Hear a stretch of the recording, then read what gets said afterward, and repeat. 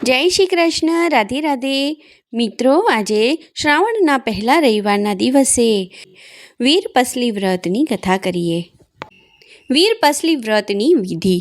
શ્રાવણ માસ આવે અને શ્રાવણ માસનો પહેલો રવિવાર આવે એ રવિવારથી આ વ્રત લેવાય અને એ પછીના બીજા રવિવારે આ વ્રત પૂર્ણ થાય. ભાઈની બહેનો આ વ્રત ભાઈના કલ્યાણ માટે કરે છે.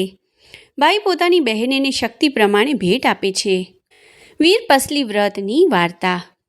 એક ડોશી હતા. એમની 7 દીકરા અને 1 દીકરી હતી. ડોશીએ 7 દીકરા અને દીકરીને પરણાવ્યા હતા, પણ સાસરવાસમાં કોઈ કારણથી દીકરીને અણબનાવ થયો. મન દુઃખ થયું અને દીકરી પિયર પાછી આવી અને પછી તો ત્યાં જ રહેવા લાગી. ડોશીના 7 દીકરાઓમાં 6 મોટા દીકરાઓ ધંધા કરી સુખી થયા અને વખત જતાં પોતાના કુટુંબ કબીલા સાથે ડોશીમાંથી જુદા રહેતા જતા રહ્યા. નાનો દીકરો અને વહુ એ 2 જણ ડોશીમાં સાથે રહે, સાથે નાની બહેન પણ રહે. નસીબની વાત એવી કમનસીબી કે નાના દીકરાને ધંધામાં 2 પાંદડે થવા જ ન દે. આમને આમ દિવસો વીતવા લાગ્યા. એક દિવસ નાની બહેન ડોશી માની દીકરીને થયું કે લાવ, મારા નાના ભાઈની સ્થિતિ નબળી છે તો તેમના ઉપરથી મારો બોજો થોડો હલકો થાય તેમ હું કરું. આમ વિચારી બહેન તો પોતાના 6 મોટા ભાઈઓ પાસે કામ માટે ગઈ, પણ કોણ સામું જુએ. ભાભીઓએ જાકારો આપ્યો, ભાઈઓએ જાકારો આપ્યો. બહેન તો નિરાશ થઈ ગઈ. અરે રે, જેના 7 ભાઈઓ હોય એ બહેન એને કદી હોશિયાળાપણું હોય, હું જે અભાગણી છું. આમ નિરાશ થઈ બહેન જવા લાગી. ત્યાં એક ભાઈએ કહ્યું, બહેન પોતાના નાના ભાઈને ટેકો થશે એમ વિચારી કામ સ્વીકારી લીધું.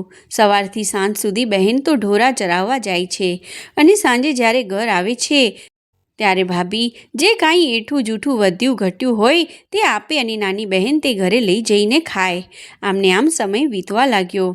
એક દિવસ બહેન જ્યારે ઢોરા લઈને ચરાવવા બહાર જતી હોય છે ત્યારે નદી કિનારે કેટલીક છોકરીઓને પૂજા પાઠ કરતી જોઈને, હસતી ગાતી જોઈને બહેન તો ત્યાં ગઈ અને પૂછ્યું, બહેનો, તમે આ શું કરો છો?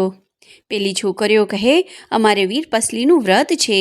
આજે વીરપસલીના દિવસે દોરા લીધા છે, તે અમારા ભાઈને બાંધીશું અને ભાઈનું કલ્યાણ થાય તેવી ભાવના સાથે આશીષ આપીશું. આવું સાંભળીને નાની બહેને કહ્યું, આ દોરા બાંધવાથી ભાઈને શું લાભ? પેલી છોકરીઓ કહે, ભાઈને અમે દોરો બાંધીશું, ભાઈ અમને ભેટ આપશે અને અમે ભાઈને અંતરના આશીર્વાદ આપીશું, જેથી ભાઈનું આખું વર્ષ સારું અને સુખમાં જાય. આવું સાંભળી નાની બહેન તો ખુશખુશાલ થઈ ગઈ અને બોલી, તો બહેનો, મને પણ જો તમે આ વ્રત કેવી રીતે થાય અને તેની વિધિ કેમ કરાય તે કહો, તો હું પણ મારા ભાઈના ભલા માટે વીરપસલીનું વ્રત કરું. પેલી છોકરીઓએ કહ્યું, 8 શેરવાળો દોરો લઈ તેમાં 8 ગાંઠો વાળવી. પછી એક રવિવારથી બીજા રવિવાર સુધી 8 દિવસ રોજ સવારે આ દોરાને ધૂપ દેવો અને ધૂપ દીધા પછી જ જમવું. આમ 8 દિવસ પૂરા થાય પછી આ દોરો પીપળે બાંધવો. આમ કહી એક છોકરીએ નાની બહેનને 8 શેરવાળો દોરો આપ્યો અને કહ્યું, આમાંથી એક દોરો તારા ભાઈને કાંડે બાંધજે અને બાકીના દોરાને 8 દિવસે વીરપસલીનું વ્રત પૂર્ણ કરી 8 દિવસ સુધી ધૂપ દઈ પીપળે બાંધજે. પેલી છોકરીઓના કયા મુજબ એક દિવસે રવિવાર હતો, તેથી નાની બહેને તો વીરપસલીનું વ્રત શરૂ કરી દીધું. પોતાની માને કહ્યું, માં, મેં આજથી વીરપસલીનું વ્રત લીધું છે, માટે આ દોરો તમને આપું છું. મારે આખો દિવસ ઢોર ચરાવવા જવાનું હોવાથી તમે આ દોરાને આવતા રવિવાર સુધી 8 દિવસ ધૂપ આપજો. નણંદે વ્રત લીધું છે તેવું પેલી અનદેખી ભાભીઓને ખબર પડી અને તેમાંની એક કોઈ બહાનું કાઢી નણંદના ઘરે આવી. નણંદના ઘરે આવી જોયું તો નણંદ બા નહાવા ગયા છે અને ડોશીમાં કામમાં છે. આવો લાગ જોઈને પેલી ભાભીએ તો જ્યાં દેવતા સળગતો હતો ત્યાં જ ચૂલામાં પાણી નાખી દેવતા ઓલવી નાખ્યો, ઠારી નાખ્યો. બહેને તો નાહી ધોઈને ઘરે આવી દોરાને ધૂપ આપવા જ્યાં ચૂલો પાસે જઈને જુએ છે તો ચૂલો ઠરેલો છે, કોઈએ અંદર પાણી નાખ્યું છે. બહેન તો મા પાસે ગઈ અને કહ્યું, મા, દેવતા કોણે ઠારી નાખ્યો? ડોશી બોલ્યા, રામ જાણે, હું તો બહાર કામમાં છું, પણ હા, હમણાં મોટી વહુ આવી હતી, ચોક્કસ તેણે જ દાજની મારી પાણી નાખી દેવતા ઠારી નાખ્યો હશે. દીકરી જેના જેવા કરમ, આપણું બુરું કરનારનુંય ભગવાન ભલું કરે. જા દીકરી, પડોશમાંથી દેવતા લઈ આવ, એ દોરાને ધૂપ દઈ દે. માના કહેવાથી બહેન પડોશીના ત્યાંથી દેવતા લઈ આવી અને દોરાને ધૂપ દીધો. આમ બહેનો તો પોતાના ભાઈની કલ્યાણ ભાવનાથી વીરપસલીના દોરાને 8 દિવસ સુધી ધૂપ દીધો. પછી માને કહ્યું, માં, આજે મારું વ્રત પૂરું થાય છે, માટે ઉજવણું કરવું છે. હું 7 ભાઈઓને દોરા બાંધવા જઉં છું. આમ કહીને બહેન તો ભાઈઓ પાસે ગઈ. દરેક ભાઈને વીરપસલીનો દોરો જમણા હાથમાં કાંડે બાંધ્યો. પહેલાં 6 ભાઈઓને દોરા બાંધ્યા, પણ તેમાંથી એકેય ભાઈએ બહેનને વીરપસલીની ભેટ આપી નહીં. બહેન તો નિરાશ થઈ મનમાં વિચાર કરતી છેવટે નાના ભાઈ પાસે ગઈ. મનમાં બોલી, ભલે ભગવાન, મારા ભાઈઓએ મને કાંઈ ના આપ્યું, પણ આપ એમનું કલ્યાણ કરજો.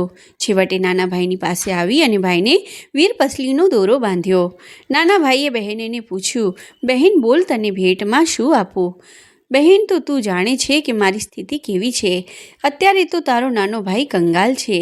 આટલું બોલતા તો નાના ભાઈની આંખમાં જળહળિયા આવી ગયા. બહેને ભાઈને આશ્વાસન આપી કહ્યું, ભાઈ, તારી પાસે કાંઈ માંગવું નથી, તેમ છતાં તું જે કાંઈ આપીશ તે હું આનંદથી સ્વીકારી લઈશ. ભાઈએ ખુશ થતાં મુઠ્ઠી જાર પોતાની બહેનને આપી તથા પોતાની પાસે એક આનો હતો તે અને એક માટીનું ઢેફું આપ્યું. આટલું આપતા તો ભાઈની આંખમાંથી ફરીથી આંસુ વહેવા લાગ્યા. પોતાના ભાઈને રડતો જોઈને બહેન બોલી, ભાઈ, ભલે તે મને જે કાંઈ આપ્યું છે તે મારા માટે તો 1.25 લાખનું છે. તું મનમાં દુઃખી થઈશ માં, તારી મુઠ્ઠીભર મારા માટે ઘઉંની ગુણ બરાબર છે. તારો આપેલો એક આનો મારા માટે 100 રૂપિયા સમાન છે અને માટીનું ઢેફું ગોળના રવા બરાબર છે.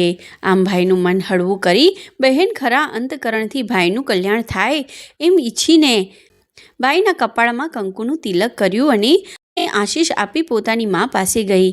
માએ દીકરીને કહ્યું, દીકરી, આમ તો જો કોણ આવ્યું છે. બહેનને તેડવા તેનો પતિ આવ્યો હતો. બહેન તો સાસરે જવાનું જાણી આનંદથી ગેલી બની ગઈ. માએ કહ્યું, જા બેટા, કરેલા બધા જ કર્મોનું ફળ અહીં જ મળે છે. તે ખરા મન અને શ્રદ્ધાથી વ્રત કર્યું અને ના પ્રભાવથી આજ જમાઈ તને તેડવા આવ્યા. સારું કર્મ કર્યું હોય કે ખરાબ કર્મ, તેનું ફળ તો અવશ્ય મળે જ છે. સારું કર્મ કરીએ તો સારું ફળ મળે અને ખરાબ કર્મ કર્યું હોય તો તેનું ફળ પણ તેવું જ મળે. જા બેટી, તૈયાર થા. આમ કહીને મા તો ચાલી પોતાના 6 મોટા દીકરાઓને ત્યાં જઈ તેમની બહેન સાસરે જાય છે તેવી વાત કરી અને કહ્યું, દીકરી સાસરે જાય છે તો આપણે તેને કાંઈક આપવું જોઈએ. મારી પાસે તો કાંઈ છે જ નહીં, પણ તમે બધા ભાઈઓ થોડું કરી આપો તો ઘણું કરી દીકરીને સાસરે વળાવીએ. આ સાંભળી 6 વહુએ ફાટેલા તૂટેલા કપડાં એક મોટા જૂના કપડામાં મૂકી પોટલું બાંધી સાસુના હાથમાં આપ્યું. બીજી બાજુ નાના ભાઈને ખબર પડી કે બહેન સાસરે જાય છે, તેથી ખુશ થતાં તે બહેનની પાસે આવ્યો. નાની બહેનને જોતાં જ તેને વિચાર આવ્યો કે અરે રે ભગવાન, બહેનને આપવા માટે પોતાની પાસે કાંઈ છે જ નહીં. નાનો ભાઈ ગળગળો થઈ ગયો. બહેનને કહેવા લાગ્યો, બહેન, આજે મારી પાસે તને આપવા માટે કાંઈ છે જ નહીં, પણ હું તને વચન આપું છું કે ભગવાન મને સારા દિવસો આપશે ત્યારે તને ખૂબ જ સારો સાસરવાસો કરીશ. ભાઈને ગળગળો થઈ ગયેલો જાણીને બહેને કહ્યું, ભાઈ, મનમાં ઓછું લાવીશ નહીં. તારો મારા ઉપરનો પ્રેમ મારા માટે સોના ચાંદીના કરિયાવર સમાન છે, માટે દુઃખી થઈશ નહીં ભાઈ. બહેન તો સાસરે જવા તૈયાર થઈ અને ચાલી એના પતિદેવ સાથે. માએ કહ્યું, બેટા, ઊભી રહે, આજ તારા વ્રતનો છેલ્લો દિવસ છે, તો તું તારા દોરાને ધૂપ દેવા દેવતા લઈ આવ. આમ કહી ડોશી તો દેવતા લેવા ગઈ. આ બાજુ જમાઈને ઉતાવળ હતી, તેથી તે તો ચાલવા માંડ્યો. બહેન પણ પોતાના પતિ પાછળ ચાલી. ગામના પાદર આવ્યા ત્યાં તો પાછળ ડોશી ઉતાવળે આવી અને બોલી, લે બેટા દેવતા. બહેને તો દોરાને ધૂપ દીધો. ભાઈઓનું કલ્યાણ ઈચ્છતી તે આગળ ચાલી. ચાલતા રસ્તામાં નદી આવી. પોતાના પતિને કહીને વહુ તો નદીમાં નહાવા ઉતરી. નાહી રહ્યા પછી બીજા કપડાં માંગ્યા. તેના પતિએ પોટલું ખોલીને જોયું તો સરસ રંગબેરંગી સાડીઓ, પટોળા દેખાય. એટલે તેણે કહ્યું, આમાંથી કઈ સાડી આપું કે પોટલું? પોતાના પતિનું કહેવું સાંભળી વહુ કહે કે શું કહો છો નાથ, સાડી અને પટોળા હોય, કાંઈ ગરીબની મશ્કરી કાં કરા? ત્યાં તો તેના પતિએ એક સાડી કાઢીને ઊંચી કરી બતાવી કે જો હું કાંઈ ખોટું નથી બોલતો એમ કહી તે સાડી વહુ તરફ ફેંકી અને કહ્યું, એ જ સાડી પહેરી લે, સુંદર લાગશે. વહુ તો સમજી ગઈ કે આવું કેમ થયું. હે પ્રભુ, તારી લીલા અક્કડ છે. કપડાં પહેરી નજીક આવી પોટલામાંથી બધું વસ્તુઓ બહાર કાઢી જોયું તો માટીનું ઢેફું ગોળનું થઈ ગયેલું ચોખા હતા અને એક આનાના બદલે એક સોના મહોર હતી. વહુએ તો પોતાના પતિને પેલી સોના મહોર આપી અને ગામમાં જઈ ખાવાનું લઈ આવવા કહ્યું. વર ખાવાનું લેવા ગામમાં ગયો. આ બાજુ તો ચમત્કાર થયો. નદી કિનારે એકાએક સુંદર હવેલી ઊભી થઈ ગઈ. વહુ તો શણગાર સમજીને હવેલીના ચોથા માળની અગાસીમાં ઊભી રહી.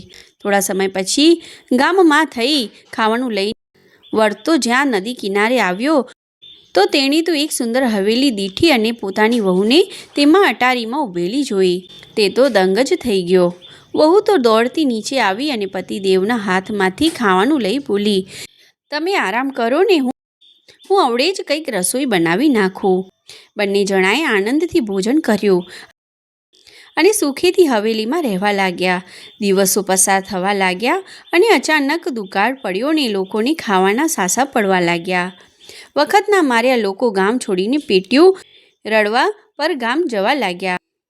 પેલી ડોશી અને તેના 7 દીકરાઓ અને તેની વહુઓએ પણ ગામ છોડ્યું. ચાલતા ચાલતા આ બહેનની હવેલી આગળ આવ્યા. એમને થયું કે કોઈ મોટી પૈસેદાર વ્યક્તિ અહીંયા રહેતી લાગે છે. લાવો તપાસ કરીએ, કાંઈ મજૂરી મળે તો. આમ વિચારી બધા હવેલીના બગીચામાં આવીને ઊભા રહ્યા. હવેલીની બારીમાંથી પેલી બહેન આ બધું જોઈ રહી છે. પોતાની મા અને ભાભીઓને ઓળખી ગઈ. ત્યાં તો બગીચાનો માળી આવ્યો અને બધી વાત કહી.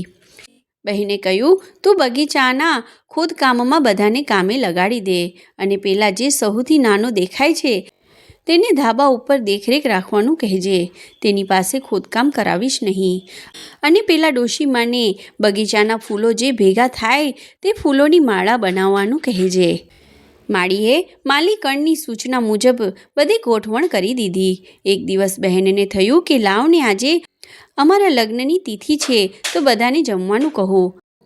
નોકરોને જમવાનું બનાવવાનું કહી તેણે પોતાની મા તથા ભાઈ ભાભીઓને જમવા બોલાવ્યા. બધા જમવા બેઠા અને પેલી બહેન જાતે બધાને પીરસવા માંડ્યું. નણંદને જોઈને પેલી અનદેખી ભાભીઓ તો અચબામાં પડી ગઈ, નીચા મોઢા નાખી ગઈ. ભાઈઓ પણ બોઠપ અનુભવવા લાગ્યા. ત્યારે બહેને કહ્યું, જોયું ને ભાઈઓ અને ભાભીઓ, વખત કોઈનો નથી. દરેકના જીવનમાં સારા નરસા દિવસો આવે છે. માટે કદી અભિમાનમાં છકી ન જવું. અને તેમાંય હું તો તમારી બહેન હતી, પણ તમે મને હળધૂત કરી. માત્ર એક નાના ભાઈએ જ મને પોતાનો પ્રેમ આપ્યો. મેં વીરપસલીનું વ્રત કર્યું. તેના પ્રભાવે જ આજે તમે મારી આ સુખની દુનિયા જુઓ છો. બધાએ બહેનને કહ્યું, અમારી ભૂલ હતી બહેન, અમને માફ કર. બહેને બધાને માફ કર્યા અને બોલી, મારે તો બધાય ભાઈ ભાભીઓ મારા જ છે, કોઈ જુદા નથી. તમે તમારે સુખેથી દુકાળ પાર ન થાય ત્યાં સુધી અહીંયા રહો. બહેનની વાત સાંભળી બધા આનંદમાં આવી ગયા અને પછી તો બધા સાથે સંપીને રહેવા લાગ્યા. આમ જેમ બહેનને વીરપસલીનું વ્રત ફળ્યું તેવું વ્રત કરનારને વ્રત ફળજો. જય શ્રી કૃષ્ણ. રાધે રાધે.